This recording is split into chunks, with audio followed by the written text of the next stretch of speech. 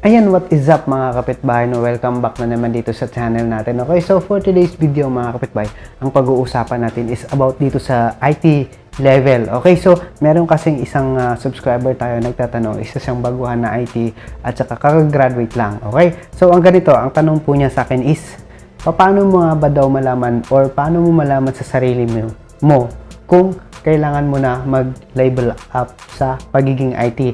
Like for example, sa isang company nag-apply ka as a technical support or like IT support or IT specialist. Okay, so alam mo naman dito kasi dito sa Pinas, dito sa mga kumpanya, kapag kunyari mag-apply ka sa job street, okay, so ang ilalagay nila doon is sasabihin nila is hiring IT specialist. Pero ang nakalagay doon, may network, may troubleshooting, tapos may basic PHP, may basic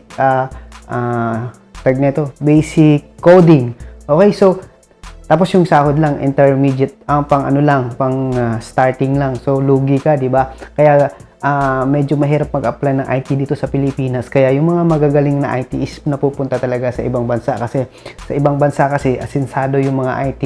Dahil nga, alam naman natin, kapag sinabing IT ka sa ibang bansa, malaki talaga sahod. So, dito sa Pilipinas, pag sinabing IT ka nga, pero normal lang yung buhay mo kasi nga, pag IT ka, pangkalahatan. Madalas ganun sa isang kumpanya. Like, for example, pag nag-apply ka as technical support, sasabihin nila sa'yo, familiar ka sa firewall, familiar ka sa switches, familiar ka sa networking. So, dapat hindi ganun. Kasi pag sinabing technical support is basic technical support lang.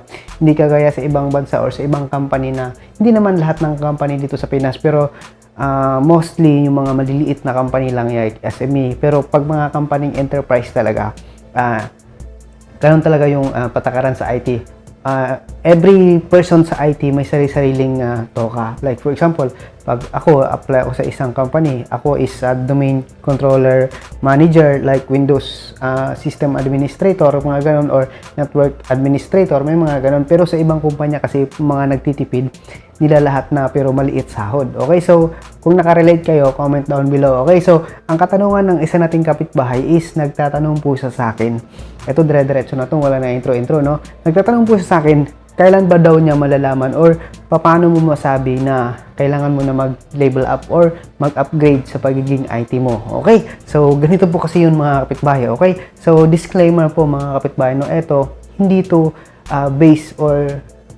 base lang ito sa experience ko, based sa mga nakita ko or sa mga nasaksihan ko pagdating sa IT industry. Okay? So, ganito yun mga kapitbahay. Ang isang tatandaan mo kapag mag-apply ka as an IT is, syempre, kapag kakagraduate mo lang, alam naman natin na kapag kakagraduate mo lang as an IT, sobrang basic lang talaga yung alam natin kasi iba kasi talaga ang scenario kapag actual, di ba? Like for me, aminin ko, no? So nung nag-graduate ako as an IT, pagdating ko sa isang company, sobrang nalilito ako kasi yung mga hindi ko na-encounter sa school, iba talaga kapag na-encounter mo as actual kasi hindi talaga tinuturo or iba talaga tinuturo. More in sa school talaga is basic lang talaga, hindi talaga siya sa actual. Okay?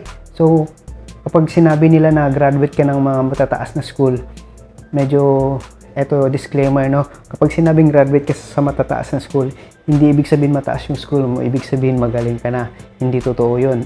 Kaya magiging humble po tayo. Kasi, iba talaga ang skills kapag yung tao experienceado na. Okay? So, comment down below kung naka-relate kayo. Okay, sa mga ganun. Okay? So, ito, ipaiksiin na lang natin. Paano mo nga ba masabi na kailangan mo na mag-upgrade? Okay? For example, magtatrabaho ka sa isang company as a technical support.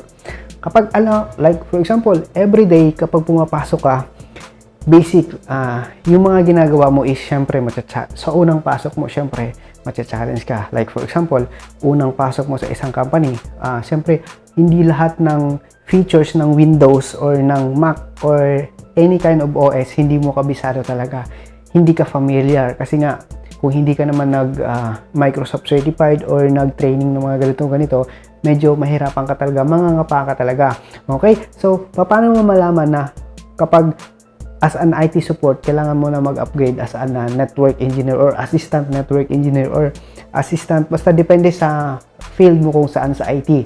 Okay? Ang isa lang masasabi ko mga kapitbahay, kapag kunwari, pumapasok ka sa isang company tapos everyday na pumapasok ka, tapos umabot na ng taon, tapos parang naiisip mo or pumapasok sa isip mo, ay, hindi na ako na-challenge, or wala nang bago, or wala ka nang natututunan na bago, like, uy, dati palagi naman ganyan, or like for example, wala ka nang, like, well, puro Windows lang, puro support, OS, Microsoft, or any basic networking support. So, pag alam mo sa sarili mo na alam mo na lahat yun, tsaka parang sinasabi mo na, uy, wala nang challenge, alam ko na to lahat, tapos sobrang petiks ka na talaga sa trabaho, doon ka mag-isip na sasabihin mo parang gusto ko na mag-upgrade, gusto ko naman matuto ng iba.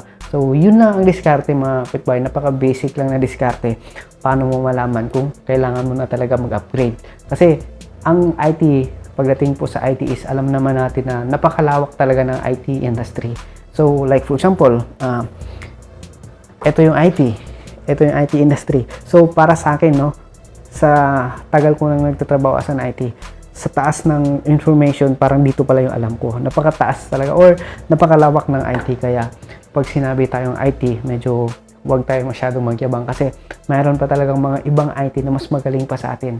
Okay? So, kapag graduate ka ng mataas na school or graduate ka ng IT, wag tayo yabang na sabihin natin IT ako or graduate ako sa ganitong mataas na school. Hindi ganon. Based sa experience ko. Okay? So, kung mayroon nakarelate or hindi naniniwala sa mga sinasabi ko, comment down below para mapag-usapan natin kasi nakakatuwa rin kapag nag-comment kayo para mag-usap-usap, di ba? Okay? So, ganun lang. Basic. Pag alam mo na wala ka na natututunan or hindi ka na na-challenge, that's the time na siguro na para mag-upgrade ka, para matuto ka ng iba. Okay?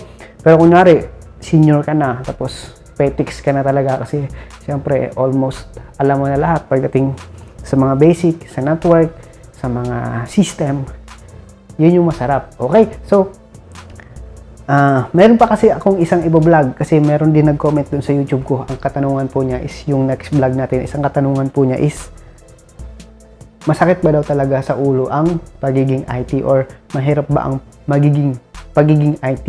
Okay? So, yan yung next topic natin. Pag-uusapan natin yan. I-share ko sa inyo based sa experience ko pa rin. Okay? So, ngayon wala tayong tutorial kasi nga medyo busy tayo. Hindi tayo nakakapag home lab kaya medyo wala. Okay? Pero kung may mga katanungan kayo about network, about system, or anything na alam natin, i-share ko pa yan sa inyo. Comment down below. Basta automatic kapag sumagot ako, ibig sabihin familiar ako doon. Okay? So, ayan. Maraming salamat. God bless and peace. Sana may naintindihan kayo or sana nakakuha kayo ng konting idea. So, kung ikaw, isang IT, tapos na stuck ka na dyan sa isang company na basic ang ginagawa or paulit-ulit na lang, tapos alam mo na hindi ka na-challenge or wala ka ng ibang natutunan, it's time to upgrade na.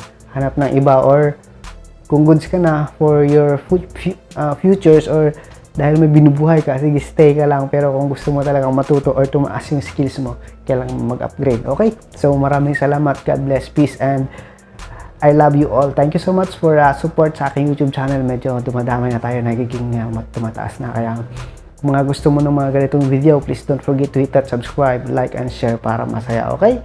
Peace, God bless, and thank you so much.